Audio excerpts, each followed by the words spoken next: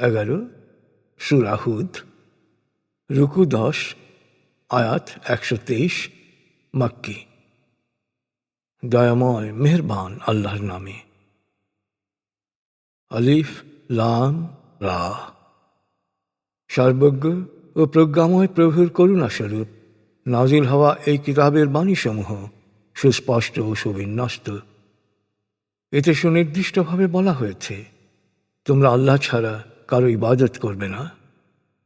আর হে নবী, বলো, নিশ্চয়ই আমি তাঁর কাছ থেকে তোমাদের কাছে এসেছি সতর্ককারী ও সুসংবাদ বহনকারী রূপে। তোমরা তোমাদের প্রতিপালকের কাছে পাপের জন্য ক্ষমা চাও, ভুলের জন্য অনুশোচনা করে তাঁর কাছে ফিরে আসো।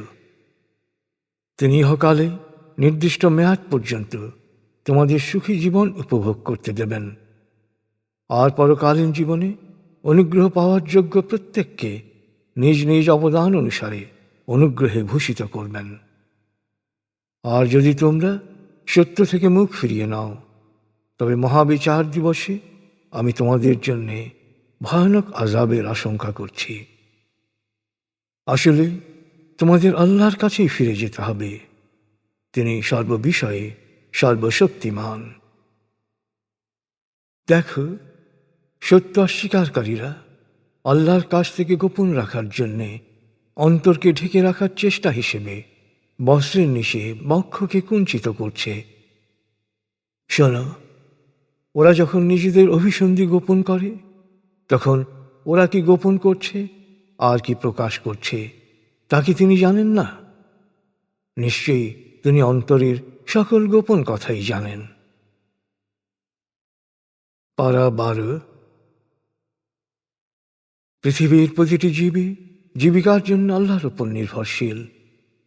তিনি জানেন পৃথিবীতে তার আয়ুষ্কাল কি হবে এবং মৃত্যুর পর তার নিবাস কোথায় হবে। সব কিছুই সুস্পষ্ট লিপিকায় লিপিবদ্ধ রয়েছে। তিনি মহাকাশ ও পৃথিবী সৃষ্টি করেন সময়ের 6 স্তরে। তখন প্রাণ সৃষ্টির প্রাক্কালে তার সর্বময় কর্তৃত্বের আসন আরশ ছিল পানির ওপরে। ভালো কাজে কি অগ্রগামী, তিনি অবশ্যই তা বাস্তবে পরীক্ষা করে নেবেন। এখন হে নবী, তুমি যদি বলো মৃত্যুর পর তোমাদেরকে পুনরুত্থিত করা হবে, তাহলে সত্য অস্বীকারীরা বলবে এটা সুস্পষ্টভাবেই এক অলীক বিভ্রম। পূর্ব নির্দিষ্ট মেয়াদ পর্যন্ত ওদের শাস্তি স্থগিত রাখা হলে ওরা বলে, কে এখন শাস্তি দিতে বাধা দিচ্ছে? বাস্তবতা হচ্ছে, যখন শাস্তির সময় ঘনিয়ে আসবে, কোনো কিছুই তাতে বাধা দিতে পারবে না। জানিয়ে এখন ওরা হাসি তামাশা করছে, সে আযাবের মধ্যেই ওরা ডুবে যাবে। বাস্তবতা হচ্ছে, যখন মানুষকে অনুগ্রহ সম্পদ দান করার পর তা ফিরিয়ে নেই, তখন সে হতাশায় ভেঙে পড়ে এবং নেতিবাচকতা ও অকৃতজ্ঞতায় ডুবে যায়। দুঃখ কষ্টে নিমজ্জিত করার পর যখন তাকে অনুগ্রহ সম্পদ দান করি, তখন সে বলে, আমার বিপদ আপদ কেটে গেছে। সে অর্থহীন ফুটানি ও উল্লাসে মেতে ওঠে, হয়ে ওঠে অহংকারী। অধিকাংশ মানুষই এরকম। তাই শুধু সৎকর্মশীল ও বিপদে ধৈর্যশীলদের জন্য রয়েছে ক্ষমা ও মহাপুরস্কার। হে নবী, এটা কি সম্ভব? সত্য অস্বীকারীরা অপছন্দ করার কারণে তোমার কাছে প্রেরিত বাণীসমূহের অংশবিশেষ তুমি কাটছাঁট করবে? এ লোকটির ওপর ধন ভাণ্ডার নাজিল হলো না কেন? অথবা তার কাছে দৃশ্যমানভাবে কোনো ফেরেশতা আসে না কেন? এ ধরনের কথাবার্তায়ও তোমার দমে যাওয়ার কোনো কারণ নেই। ওরা বুঝতে ব্যর্থ হচ্ছে যে তুমি তো কেবল সতর্ককারী। সব কিছুর কর্মবিধায়ক তো শুধু আল্লাহ। ওরা কি বলছে? কোরআন তুমি রচনা করেছ? হে নবী, ওদের বলো, যদি তাই হয়ে থাকে, তবে তোমরা এ ধরনের 10টি সূরা রচনা করে নিয়ে এসো। আল্লাহ ছাড়া অন্য যাকে পারো সাহায্যের জন্য ডাকো। যাদেরকে ডাকছ তারা যদি তোমাদের সাহায্য করতে সক্ষম না হয়, তবে জেনে রাখো আল্লাহর প্রজ্ঞা থেকেই এ কোরআন নাজিল হয়েছে। তিনি ছাড়া কোনো উপাস্য নেই। এরপরও কি তোমরা তার কাছে সমর্পিত হবে না? কেউ যদি শুধু পার্থিব জীবনের সাফল্য ও প্রাচুর্য কামনা করে, তবে আমি তাকে কর্মের সমপরিমাণ ফল প্রদান করি। তাদের প্রাপ্য ফল থেকে কখনো তারা বঞ্চিত হবে না। কিন্তু আখেরাতে তাদের জন্য থাকবে শুধু আগুন। বিশ্বাস না করায় পৃথিবীতে তারা যা কিছু করেছে, আখেরাতে তা নিষ্ফল হবে। যারা পণ্য দাস ও জৌলুসের পূজারী, আর যারা প্রতিপালকের প্রেরিত সত্য জ্ঞানের অনুসারী, যার সাক্ষ্যই কিতাব এবং যা সত্যায়িত হয়েছে পূর্ববর্তী রহমত মুসার কিতাব দ্বারা, তাদের মধ্যে কি কোনো তুলনা হতে পারে? যারা এই বাণীকে বুঝতে পেরেছে, তারাই এতে সত্যিকার বিশ্বাসে স্থাপন করেছে। পক্ষান্তরে যারাই পারস্পরিক যোগ সাজসে এই সত্যবাণীকে অস্বীকার করবে, জাহান্নামী হবে তাদের ঠিকানা। অতএব এই প্রত্যাদেশ সম্পর্কে কোনো ধরনের সন্দেহকে প্রশ্রয় দিও না। নিশ্চয়ই এই সত্য তোমার প্রতিপালকের কাছ থেকে নাজিল হয়েছে, যদিও অধিকাংশ মানুষই এখন তা বিশ্বাস করবে না। যারা আল্লাহ সম্পর্কে মিথ্যা রচনা করে, তাদের চেয়ে বড় জালেম আর কে হতে পারে? মহাবিচার দিবসে প্রতিপালকের সামনে ওদের হাজির করা হবে, আর সাক্ষীরা ওদের বিরুদ্ধে সাক্ষ্য দেবে যে ওরা ওদের প্রতিপালকের নামে মিথ্যা বলেছিল। শুনে রাখো, আল্লাহ সীমালঙ্ঘনকারীদের লানত করেন। সীমালঙ্ঘনকারীরা মানুষকে আল্লাহর পথ থেকে ফিরিয়ে রাখে, সত্যের ব্যাপারে মানুষকে বিভ্রান্ত করে এবং আখিরাতকে অস্বীকার করে। ওরা দুনিয়ায় আপাতত ধরা না পড়লেও চূড়ান্ত বিচার এড়াতে পারবে না। আল্লাহর বিরুদ্ধে ওরা কোনো সাহায্যকারীও পাবে না। সত্য শোনার ও সত্যকে বোঝার সামর্থ্য নষ্ট করার জন্যে পরকালে ওদের দ্বিগুণ শাস্তি দেয়া হবে। ওরা ওদের নিজেদেরই সর্বনাশ করেছে, কারণ পুনরুত্থান দিবসে ওদের কাল্পনিক উপাস্যগুলো ওদের কাছ থেকে উধাও হয়ে যাবে। নিঃসন্দেহে ওরাই পরকালে সর্বাধিক ক্ষতিগ্রস্ত হবে। শুনে রাখো, যারা বিশ্বাসী, সৎকর্মশীল এবং একান্তভাবে প্রতিপালকের অনুগত, তারাই জান্নাতে বাস করবে। সেখানে থাকবে তারা চিরকাল। এই দুই শ্রেণীর মানুষের তুলনা হচ্ছে, একটি দল অন্ধ ও বধির, আরেকটি দল চমৎকার দৃষ্টি ও শ্রবণ শক্তির অধিকারী। এই দুটি দল কি কখনো সমান হতে পারে? এরপরও কি তোমরা সহজাত বিচার বুদ্ধি প্রয়োগ করে শিক্ষা গ্রহণ করবে না? এই একই বাণী দিয়ে নূহকে তার সম্প্রদায়ের কাছে রসূল হিসেবে পাঠিয়েছিলাম। নিজ সম্প্রদায়কে সে বলল, আমি তোমাদের স্পষ্ট ভাষায় সতর্ক করছি, আল্লাহ ছাড়া অন্য কোনো কিছুর ইবাদত করবে না। যদি অন্য কিছুর উপাসনা করো, তবে মহাবিচার দিবসে তোমরা কঠিন আযাবের সম্মুখীন হবে। সম্প্রদায়ের নেতারা ছিল সত্য অস্বীকারী। তারা নূহকে বলল, তুমি তো আমাদেরই মতো একজন মানুষ, আর তোমাকে যারা অনুসরণ করছে তারা সমাজের নিম্ন শ্রেণীভুক্ত। কোনো ক্ষেত্রেই তোমাদেরকে আমাদের চেয়ে অগ্রসর বলে মনে হচ্ছে না, বরং আমরা তোমাকে মিথ্যুকই মনে করি। নূহ বলল, হে আমার সম্প্রদায়, আমি আমার প্রতিপালকের পক্ষ থেকে সুস্পষ্ট প্রমাণের উপর প্রতিষ্ঠিত। তিনি আমাকে নবুয়তের রহমত দান করেছেন।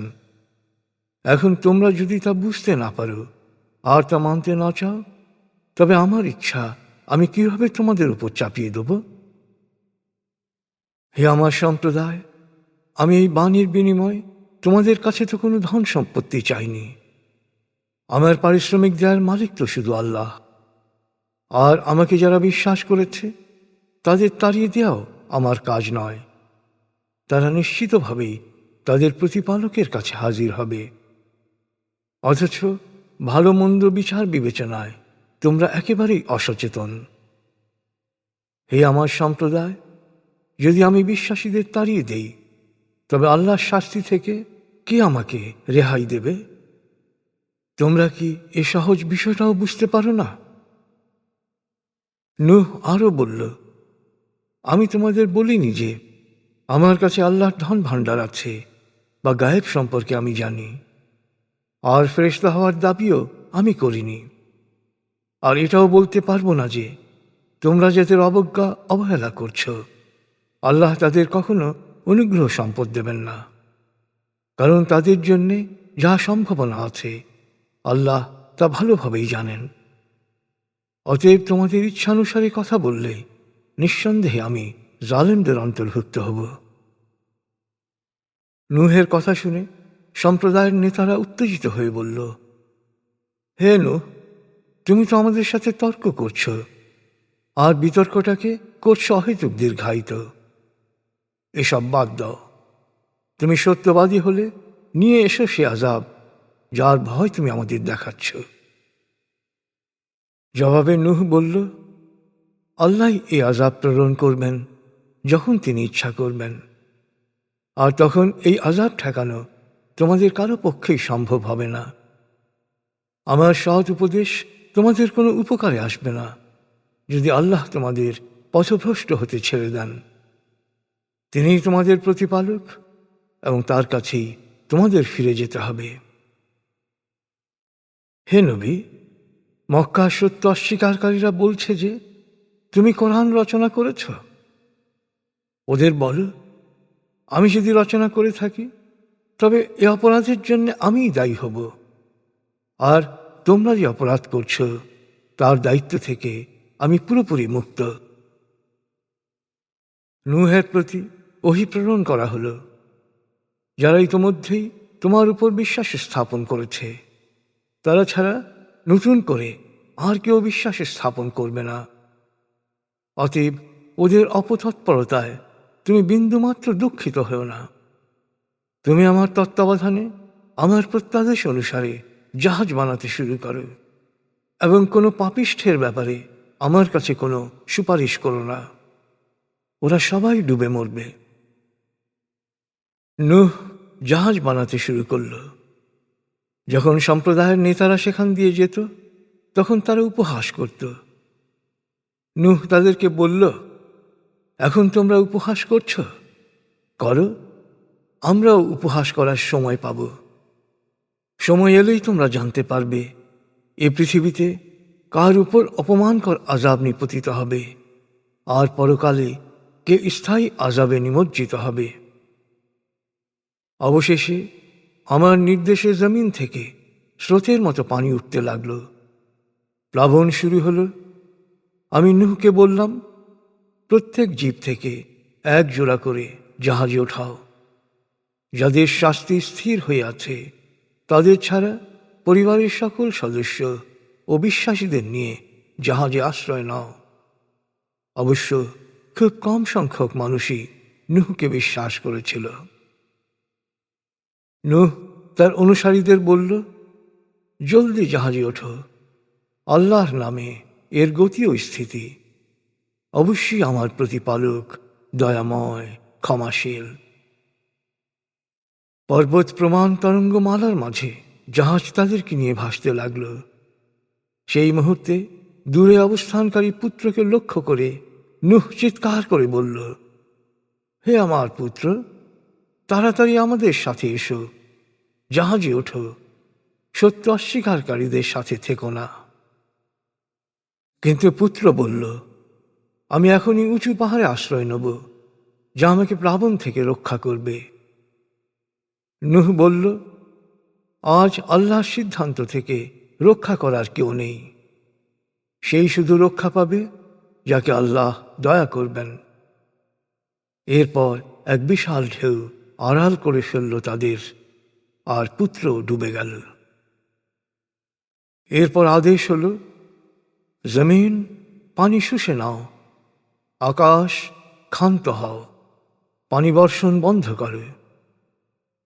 বন্যার পানি হ্রাস পেতে শুরু করল। যা হওয়ার তাই হলো। জাহাজ গিয়ে ভিড়ল জুডি পাহাড়ে। বলা হলো, জালেমরা নিপাত যাক। নূহ তার প্রতিপালকের কাছে আরজ করল, হে আমার প্রতিপালক, আমার পুত্র তো আমার পরিবারেরই একজন। ওদিকে তোমার ওয়াদাও সত্য। নিশ্চয়ই তুমি বিচারকদের মধ্যে শ্রেষ্ঠ বিচারক। আল্লাহ জবাবে বললেন, হে নূহ, সে তোমার পরিবারভুক্ত নয়, সে তো দুরাচারীদের একজন। অতএব যে বিষয়ে তুমি জানো না, সে বিষয়ে আমাকে অনুরোধ করো না।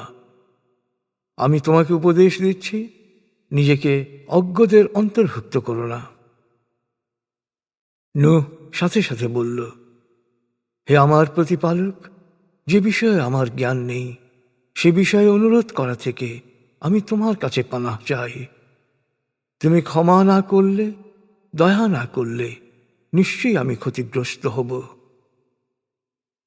এরপর আল্লাহ বললেন, হে নূহ, জাহাজ থেকে নেমে পড়ো। আমার তরফ থেকে সালাম। বরকতে পূর্ণ হবে তোমার ও তোমার সাথে অবতরণকারীদের এবং তাদের সৎকর্মশীল উত্তরসূরিদের জীবন। কিন্তু অন্যদের, উত্তরসূরিদের মধ্যে যারা দুরাচারী হবে, তাদের কিছু সময়ের জন্যে জীবন উপভোগ করতে দেব, কিন্তু পরে কঠিন আযাব তাদের আলিঙ্গন করবে। হে নবী, গায়েবের এই সংবাদ আমি ওহীর মাধ্যমে তোমাকে জানাচ্ছি, যা তুমি জানতে না এবং তোমার সম্প্রদায়ও জানত না। তাই নূহের মতো ধৈর্য ধারণ করো। শুভ পরিণতি তো শুধু আল্লাহ সচেতনদের জন্যেই। আদ সম্প্রদায়ের কাছে ওদের ভাই হুদকে পাঠিয়েছিলাম। সে বলেছিল, হে আমার সম্প্রদায়, তোমরা এক আল্লাহর উপাসনা করো, তিনি ছাড়া কোনো উপাস্য নেই। তোমরা তো মিথ্যার কাল্পনিক উপাস্য উদ্ভাবক। হে আমার সম্প্রদায়, এই বাণীর বিনিময়ে আমি তোমাদের কাছ থেকে কোনো প্রতিদান চাই না। আমার প্রতিফল তো আল্লাহর কাছে, যিনি আমাকে সৃষ্টি করেছেন। এরপরও কি তোমরা তোমাদের বিচার বুদ্ধি প্রয়োগ করবে না? হুদ বলল, হে আমার সম্প্রদায়, তোমরা তোমাদের প্রতিপালকের কাছে ক্ষমা চাও, অনুশোচনা করে তার কাছে ফিরে এসো, তার ইবাদত করো। আকাশ থেকে তিনি প্রচুর বৃষ্টি দেবেন, তোমাদের শক্তি ও ক্ষমতা আরও বাড়িয়ে দেবেন। পাপাচারীদের ন্যায় আমার দিক থেকে মুখ ফিরিয়ে নিও না। সম্প্রদায়ের নেতারা জবাবে বলল, হে হুদ, তুমি রসুল হওয়ার কোনো সুস্পষ্ট প্রমাণ আমাদের দেখাওনি। তোমার কথায় আমরা আমাদের উপাস্য দেবতাদের ছেড়ে দেব না। তোমার উপর আমাদের কোনো বিশ্বাস নেই, বরং আমাদের তো মনে হচ্ছে আমাদের কোনো উপাস্য দেবতার অশুভ দৃষ্টি তোমার উপর পড়েছে। জবাবে হুদ বলল, আল্লাহ আমার সাক্ষী, তোমরাও সাক্ষী থাকো। তোমরা আল্লাহর সাথে যাদের শরিক করেছ, আমি তাদের কখনো আল্লাহর সাথে শরিক করিনি। তাই তোমরা ইচ্ছে মতো আমার বিরুদ্ধে বিরামহীন ষড়যন্ত্র করতে পারে। হুদ আরো বলল, হে আমার সম্প্রদায়, আমি নির্ভর করি আমার ও তোমাদের সবার প্রতিপালক আল্লাহর উপর। এমন কোনো প্রাণী নেই যা তার আওতাধীন নয়। নিশ্চয়ই আমার প্রতিপালকের পথই সরল পথ। তোমরা যদি মুখ ফিরিয়ে নাও, তবে মনে রেখো, আমি প্রভুর বাণী তোমাদের কাছে পৌঁছে দিয়েছি। এরপর তিনি অন্য কোনো জাতিকে তোমাদের স্থলাভিষিক্ত করবেন, তোমরা তার কিছুই করতে পারবে না। নিশ্চয়ই আমার প্রতিপালক সব কিছুর নিয়ন্ত্রণকারী। যখন ফয়সলা হয়ে গেল, তখন আমি আমার রহমতের ছায়ায় হুদ ও তার সঙ্গী বিশ্বাসীদের রক্ষা করলাম। সেই সাথে তারা রক্ষা পেল পরকালের কঠিন শাস্তি থেকেও। এই হল আদ সম্প্রদায়ের নিশ্চিহ্ন হওয়ার ঘটনা। ওরা ওদের প্রতিপালকের বাণীকে প্রত্যাখ্যান করেছিল, তার রসূলের অবাধ্য হয়েছিল, আর সত্যের দাম্ভিক শত্রুদের পদাঙ্ক অনুসরণ করেছিল। দুনিয়ায় ওরা লানতগ্রস্ত হয়েছে, আখিরাতেও হবে লানতগ্রস্ত। আদ সম্প্রদায় তাদের প্রতিপালককে অস্বীকার করেছিল। ধ্বংসই হল হুদের সম্প্রদায়, আদের পরিণতি। আমি সামুদ জাতির নিকট তাদের ভাই সালেহকে রসূল হিসেবে পাঠালাম। সে বলল, হে আমার সম্প্রদায়, তোমরা শুধু আল্লাহর ইবাদত করো। তিনি ছাড়া তোমাদের অন্য কোনো উপাস্য নেই। তিনি তোমাদের মাটি থেকে সৃষ্টি করেছেন এবং মাটির ওপরই তোমাদের বিকশিত করেছেন। অতএব তোমরা তাহার নিকট তোমাদের পাপের জন্যে ক্ষমা প্রার্থনা করো এবং তওবা করে তাঁর কাছেই ফিরে এসো। নিশ্চয়ই আমার প্রতিপালক খুব কাছেই আছেন এবং আন্তরিক প্রার্থনায় তিনি সাড়া দেন। সম্প্রদায়ের নেতারা জবাবে বলল, হে সালেহ, তোমার উপর আমাদের অনেক আশা ভরসা ছিল, আর এখন তুমি আমাদের বাপ দাদাদের উপাস্য দেবতাদের উপাসনা করতে নিষেধ করছ, আর তুমি আমাদের যে ধর্মের দিকে ডাকছ সে ব্যাপারে আমাদের গভীর সন্দেহ রয়েছে। সালেহ জবাবে বলল, হে আমার সম্প্রদায়, তোমরা একটু ভেবে দেখো, আমি যদি আমার প্রতিপালকের কাছ থেকে সুস্পষ্ট প্রমাণে প্রতিষ্ঠিত হয়ে থাকি এবং যদি তিনি তাঁর রহমতে আমাকে ধন্য করে থাকেন, আর তারপর যদি আমি তার অবাধ্য হই, তবে আল্লাহর শাস্তি থেকে কে আমাকে রক্ষা করবে? তোমরা আমার ক্ষতির পরিমাণই বাড়িয়ে দেবে। তারপর সে বলল, হে আমার সম্প্রদায়, এই উটনী হচ্ছে আমার নিকট প্রেরিত আল্লাহর বাণীর সত্যতার সুস্পষ্ট নিদর্শন। এই উটনীকে আল্লাহর জমিনে মুক্তভাবে বিচরণ করতে দাও। একে কোনো বাধা দিও না, এর কোনো ক্ষতি করো না। ক্ষতি করলে খুব দ্রুত তোমরা আল্লাহর কঠিন আযাবের সম্মুখীন হবে। সালের কথাকে অবজ্ঞা করে ওরা উটনীকে হত্যা করল। এরপর সালেহ ওদের বলল, যথেষ্ট হয়েছে, এখন মাত্র 3 দিন সময় পাচ্ছ, ঘরে বসে জীবনকে উপভোগ করে নাও। এরপর তোমাদের বিনাশ অবশ্যম্ভাবী। এই ফয়সলা অপরিবর্তনীয়। যখন ফয়সলা অনুসারে আযাব উপস্থিত হল, তখন আমার বিশেষ রহমত দ্বারা সালেহ ও তার সঙ্গী বিশ্বাসীদের রক্ষা করলাম। একই সাথে তারা রক্ষা পেল সেই মহাবিচার দিবসের লাঞ্ছনা থেকে। নিঃসন্দেহে তোমার প্রতিপালক সর্বশক্তিমান, মহাপরাক্রমশালী। এরপর এক প্রচণ্ড শব্দ আঘাত হানল সীমালঙ্ঘনকারীদের উপর। মুহূর্তে নিষ্প্রাণ, নির্জীব, উপুর হয়ে পড়ে রইল ওরা, যেন প্রাণের কোনো স্পন্দন কখনো সেখানে ছিল না।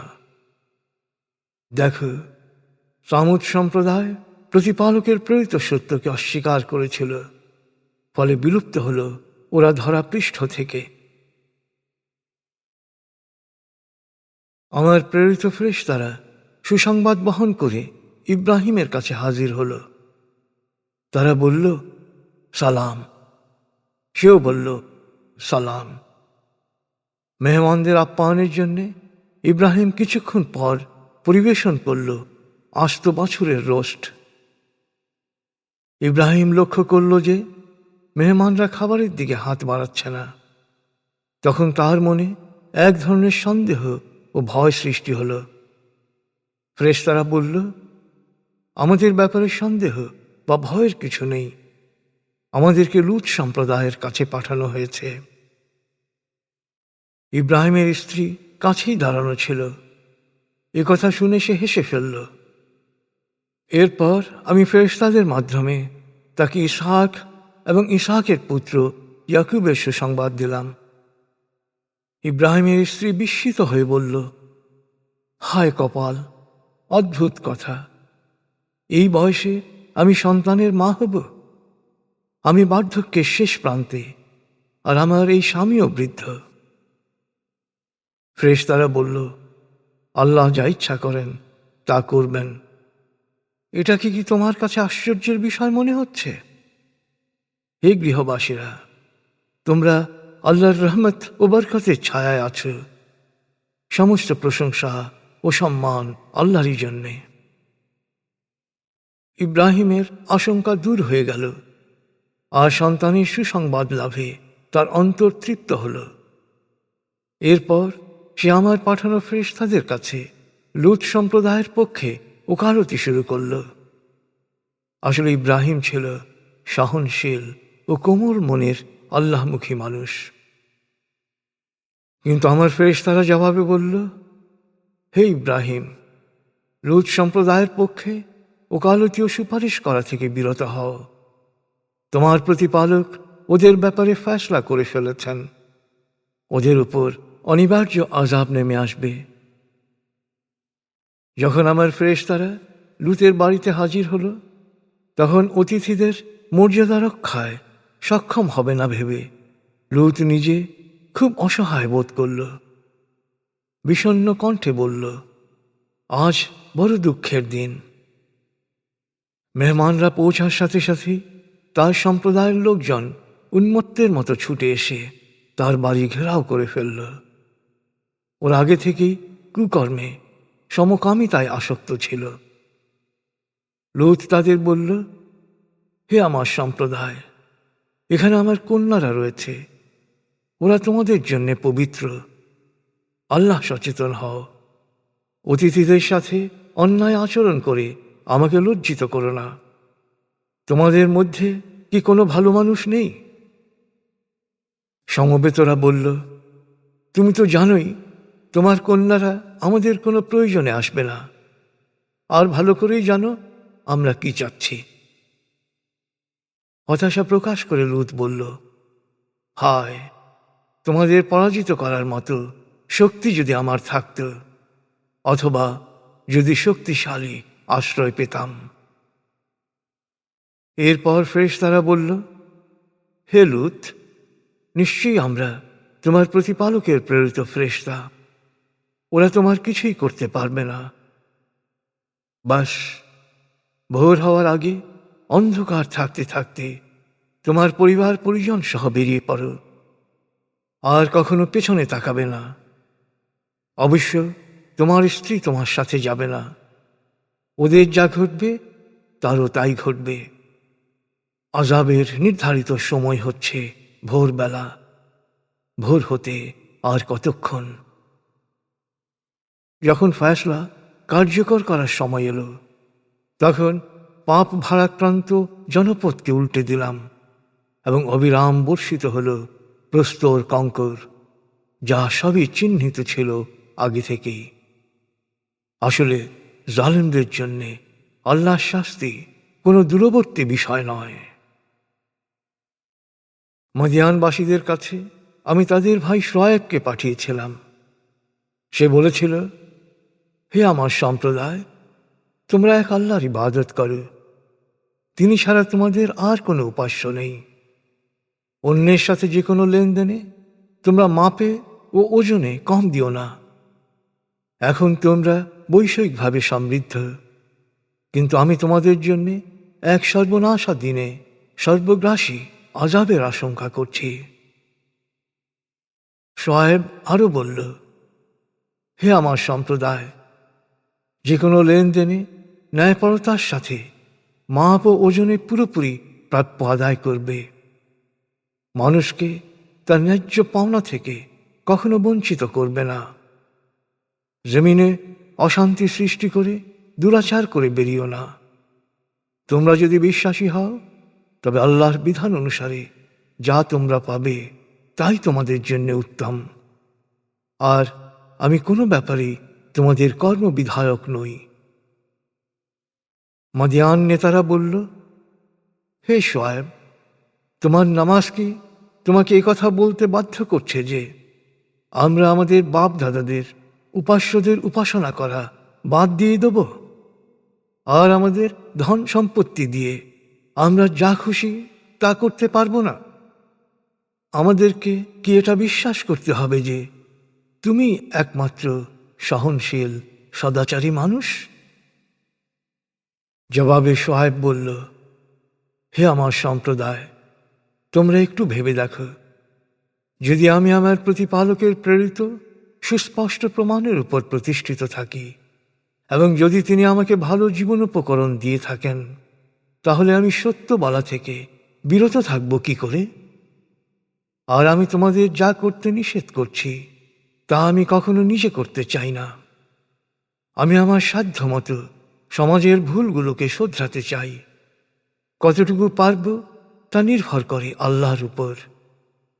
আমি তারই উপর ভরসা রাখি, তারই দিকে প্রত্যাবর্তন করি। শোয়েব আরো বলল, হে আমার সম্প্রদায়, আমার বিরোধিতায় জেদ করে তোমরা হঠকারী কিছু করে ফেলো না।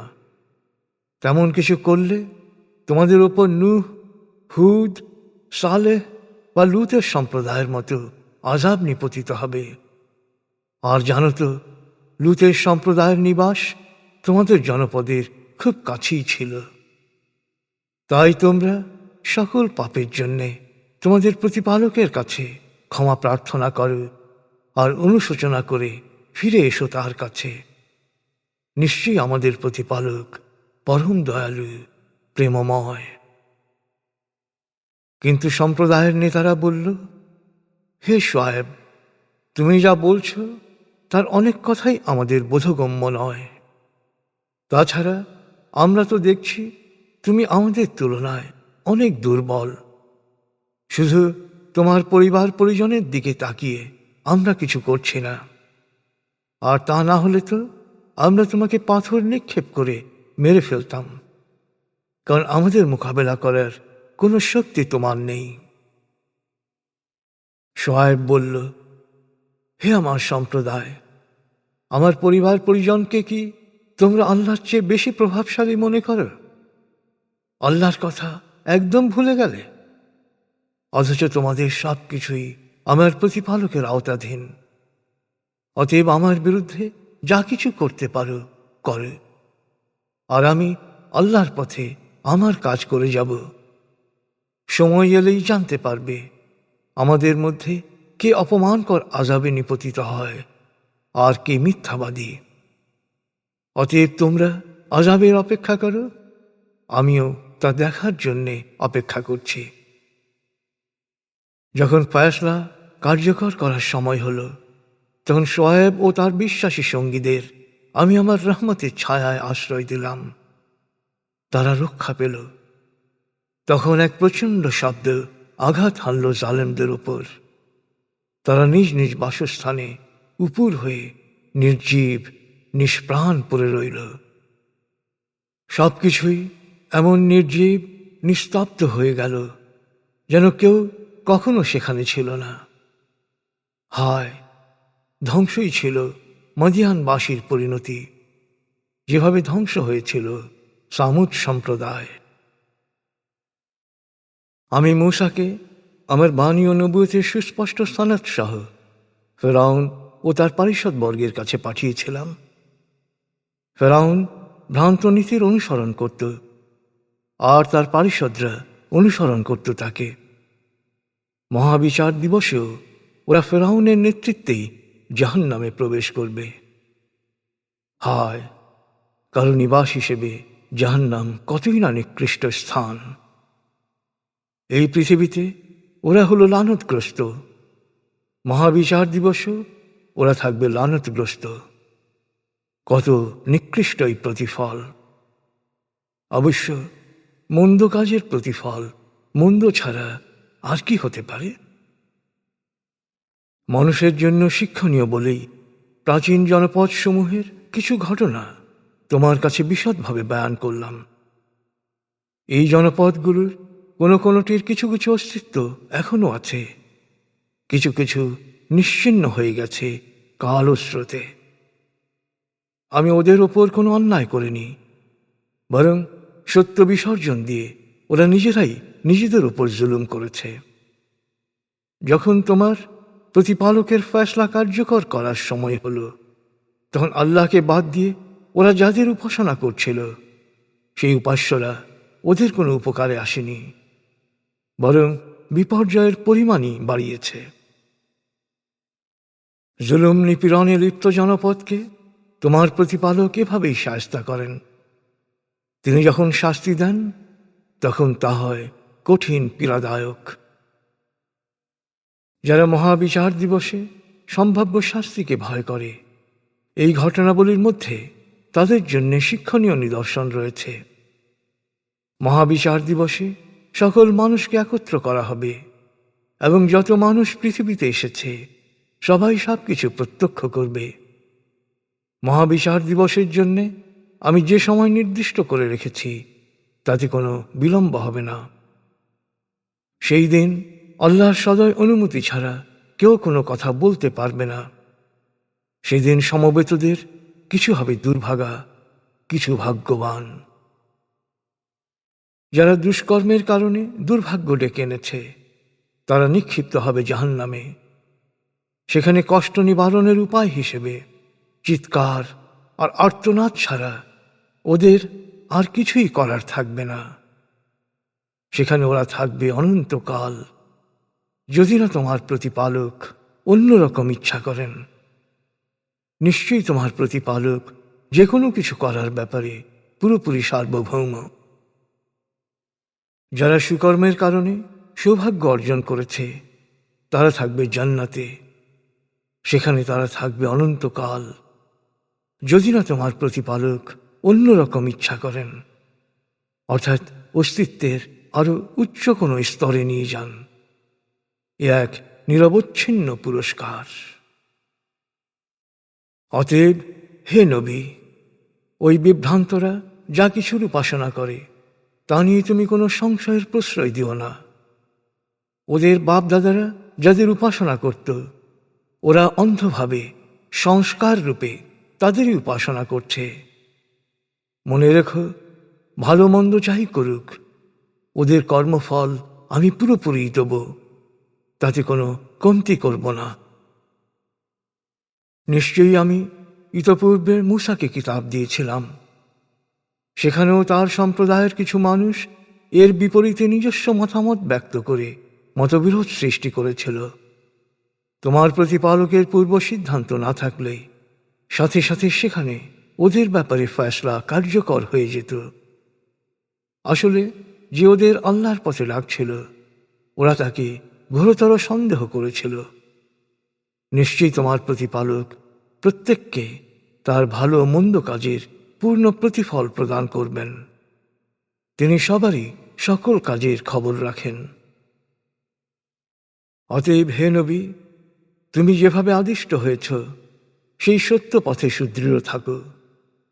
তোমার সঙ্গীরা যারা বিশ্বাস স্থাপন করেছে তারাও একইভাবে আদিষ্ট সত্য পথে সুদৃঢ় থাকুক।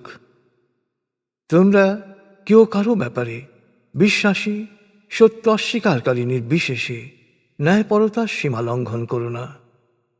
নিশ্চয়ই তোমরা যা করো তোমার প্রভু তা সম্যক দ্রষ্টা।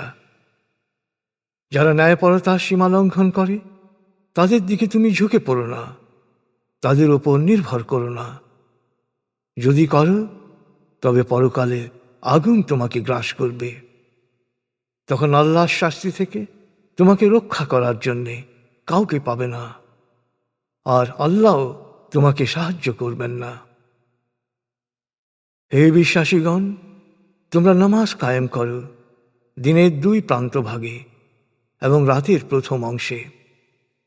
নিঃসন্দেহে ভালো কাজ জীবন থেকে মন্দ কাজকে বিতাড়িত করে।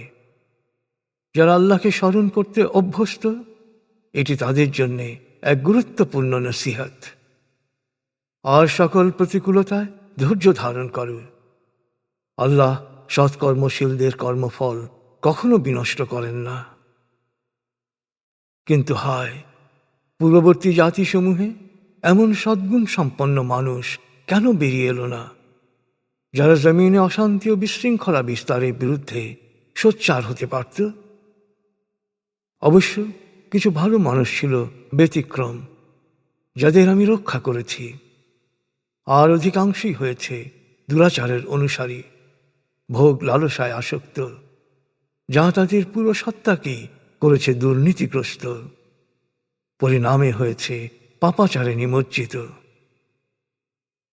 আসলে পরস্পরের সাথে সদাচারী ও ন্যায়পরায়ণ থাকলে তোমার প্রতিপালক কখনো শুধু বিশ্বাসী না হওয়ার কারণে কোনো জাতি বা জনপদের বিনাশ করেন না।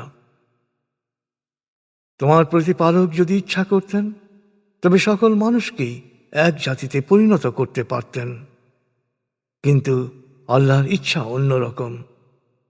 তাই তারা সবাই মতভেদ ও মতবিরোধে লিপ্ত হল, শুধু আল্লাহর দয়াপ্রাপ্তরা ছাড়া। ঠান্ডা মাথায় সহজাত বিচার বুদ্ধি প্রয়োগ করে সত্যপথ অনুসরণ করে অনুগ্রহ লাভ করুক, এই লক্ষ্যেই তিনি মানুষ সৃষ্টি করেছেন। কিন্তু যারা স্রষ্টার প্রদর্শিত সরল পথ গ্রহণ করতে অস্বীকার করবে, তাদের ক্ষেত্রে তোমার প্রতিপালকের কথা, আমি জিন ও মানুষ উভয় দ্বারাই জাহান্নাম পূর্ণ করব, তা সত্য হবেই।